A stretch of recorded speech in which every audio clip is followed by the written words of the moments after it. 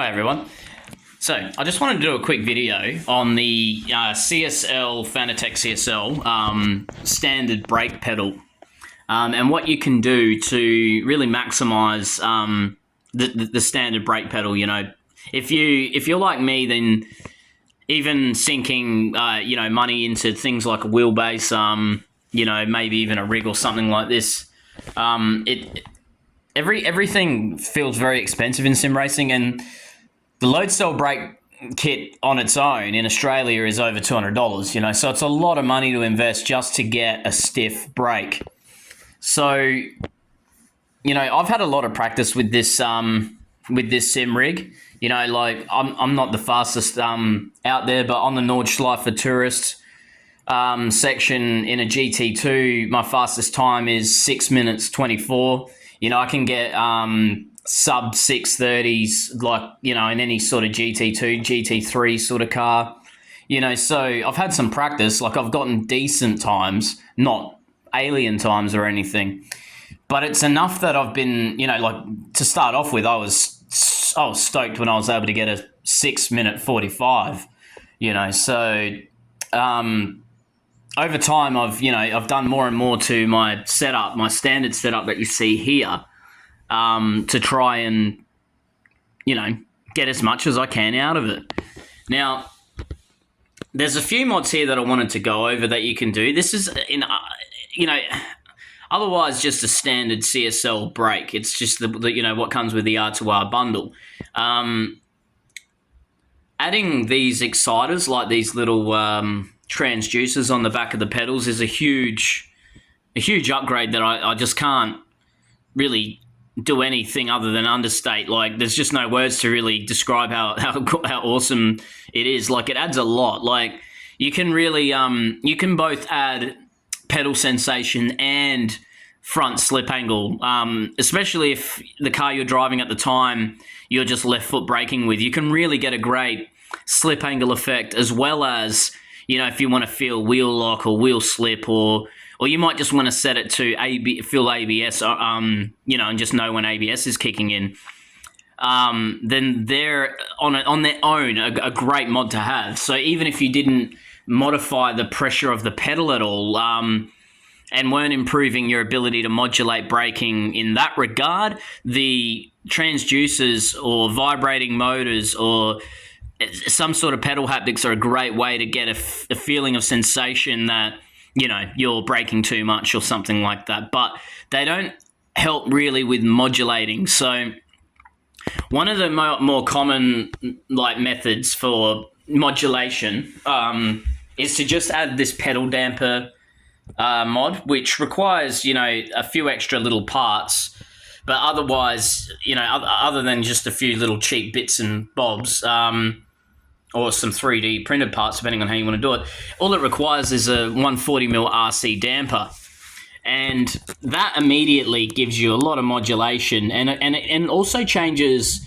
on this throttle here, it gives you a grainy effect that subjectively I prefer to have, especially with the extra tension. So you can see here that although it takes some effort, just the pedal damper on its own doesn't do a great deal to add, resistance, but it adds something. So, and it's all accumulative. So the first thing you want to do is take the damper and fill it with oil. So I use vegetable oil, and I filled it to maybe, 5 mils from the top, and screwed it all back together. And so it's absolutely full of oil. So that, and then also winding the spring back as far as you can. So these are just kind of no-brainer, obviously that would help type things.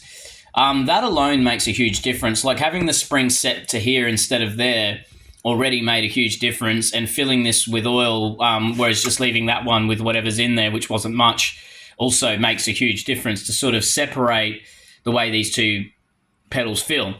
The other thing is that the stock brake does actually have a slightly larger torsion spring than the gas pedal anyway. So even if you didn't have the foam block, you didn't have anything other than these dampers set identically, the brake would still feel a little bit stiffer just based on that torsion spring down there. But that's just the stock spring that comes with like your clutch pedal, basically.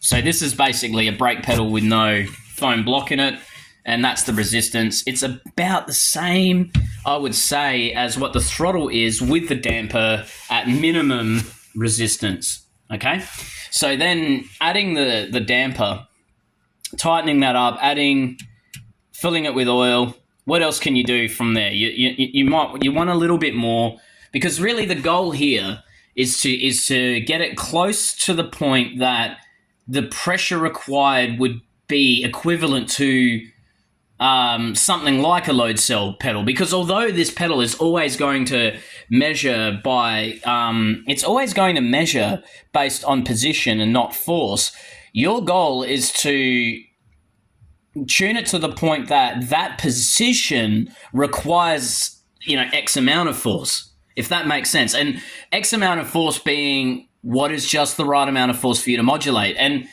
for that reason, a Hall sensor may not always be the best, or a load cell may not always be the best. It really depends on what you want to do. But generally, a load cell is the best way to guarantee that, force is what's being measured. So obviously, this is still going to use a Hall effect sensor, and we're only measuring position. But you can see there, like, that's taking a lot of force to push that. And the extra mods that I've installed that give it that are actually I've actually installed an extra spring in this damper. It might be hard to see it in there, but there's a second spring under there that actually comes out of a caulking gun. And so essentially it's got double springs. And of course that alone gives, heaps more resistance. But then on top of that, what you can do is this foam here that I'm using to soften up the sound of the clutch coming down. I've cut that to the correct length, so I don't know, whatever the width of that foam block is, and then rolled it up as tightly as possible, and then jammed it through. And you have to use some sort of tool or something to help. Let me see if I can get the camera on this properly. That's not so close. Where are we?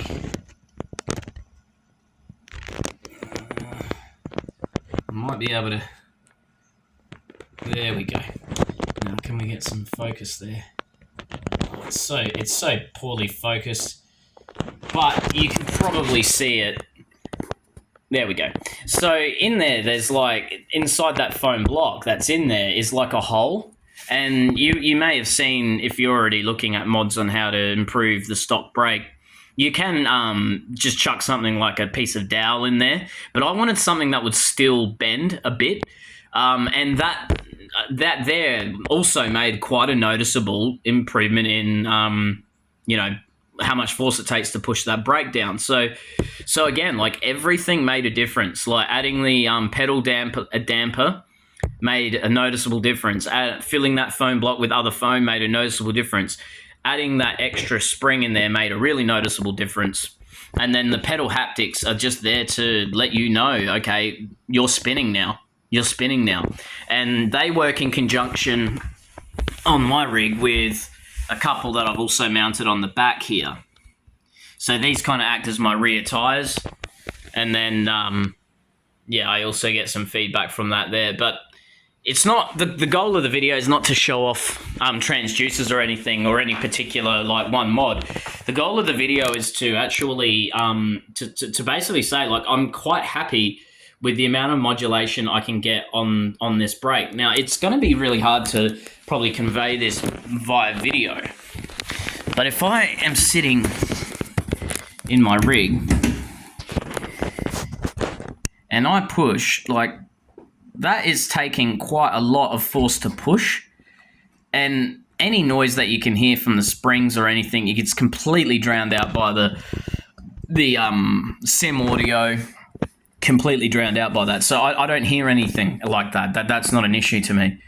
And yeah, that granularity that you feel on the pedal, on the throttle pedal in particular, is really immersive. Like it's not when the car's not on, but when you're actually putting your foot through it, like that little bit of granularity, it feels like some sort of feedback. It's very hard to describe, but it's very similar to what you might expect an actual throttle cable system to feel like. So I like that too, but I wouldn't fill up the throttle pedal with too much oil. I'd probably keep that. I wouldn't use that as a dampener. I'd just use that as a spring to add some resistance. But on the brake, fill it to your heart's content, whatever you're comfortable with. If you're worried about oil leaks, maybe don't fill it at all. But just adding that extra spring to the inside of the pedal damper alone was a huge improvement. So, think double valve springs in a car. So, how much of a big advantage it is to have double valve springs in the top end of an engine.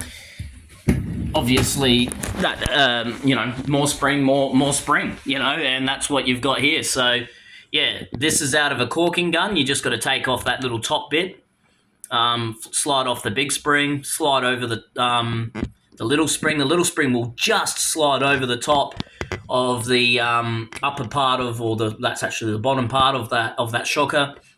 And once you've got it in there, it's just the right diameter that it bottoms out on that cap there. And there is actually, it is a little slack, but that's okay. That just kind of gives you a little bit of take up. It's good. It's really good. And I feel like now that I've done these mods and I've combined them all, I'm already seeing huge improvements on the track. So I can really see the value in a load cell brake after doing these mods, even though I've never driven with a load cell brake. Like, these mods have really made me think, okay, I can see why this would help. Even if this is only 50% as effective as a load cell brake is compared to the stock. Either way, this has made enough of an improvement towards load cell end of the scale that I can sort of see why it's so highly talked about. When after people have done the mod, they say, look, this is not a waste of money, et cetera, et cetera. But still, for me, everything's on a budget. I've got a cheap shifter from AliExpress. My transducer's from AliExpress. This rig is from eBay. It really is cheap as you can get. And, I got the CSL DD and then went with the AliExpress power supply upgrade route. So everything here is done on a budget, and when you're looking at it sinking, over 200 Australian dollars on just your brake pedal alone, that's I don't know if I'm alone here, but I just find that a really hard leap to make. That's enough money for me to buy a new steering wheel, enough money for me to buy a secondhand VR headset. So I've got VR. There's just other things that I feel like I'd rather spend that money on first. So, but if you're in the same boat as me and you are thinking about getting a load cell brake one day, and you want to test the waters of, what more. You just want to have to feel like you really need to press that brake pedal at least to stop it, get a bit more modulation. Then there are routes you can take, and I'd suggest just combine every one of these mods. Get that damper, get another spring, combine them together, fill that damper with oil, and shove something in that foam block to fill up that hole, whether it be other foam or just a piece of 8mm dowel or 10mm dowel or whatever it is. It might be 12mm. I can't think how big that hole is now. Either way, do something, and you can really get these stock Hall effect brakes to feel really great, and it's a huge improvement over something like my old Logitech pedals anyway. So, but yeah, look, I'll leave it at that. I just wanted to put it out there that the real goal for modulating your brake is to get it to the point where you're stopping it based on how hard you push with your leg. And that's actually the really more important than how the pedal perceives what you're doing. Obviously, to guarantee you're achieving that, measuring force is a great way to do that. But it's not it's not what's the word? It's not something you have to have either. So at the end of the day, if you can modulate with your braking and you can trail brake, then you can trail brake. And if you're struggling to trail brake with the stock CSL brake as it is, I would totally understand that. Although it probably is something you can get used to. I do feel like as soon as you add like mods to it to tighten it up and stiffen it up, it's like within a day, less than a day, you're just like like instantly it feels better, instantly. So yeah, I can't recommend it enough. Just these little cheap little mods, and it's fun. It's all the fun of tinkering and everything like that. So as soon as this, as soon as ABS kicks in, or as soon as my wheels are locking up on the brakes, I can feel that. As soon as my wheels are spinning, I feel that there, and I feel that in the transducer on the gas pedal.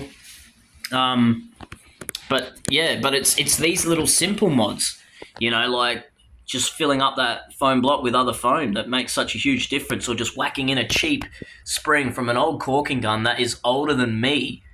Why not? And it works. So yeah, I'll leave it at that.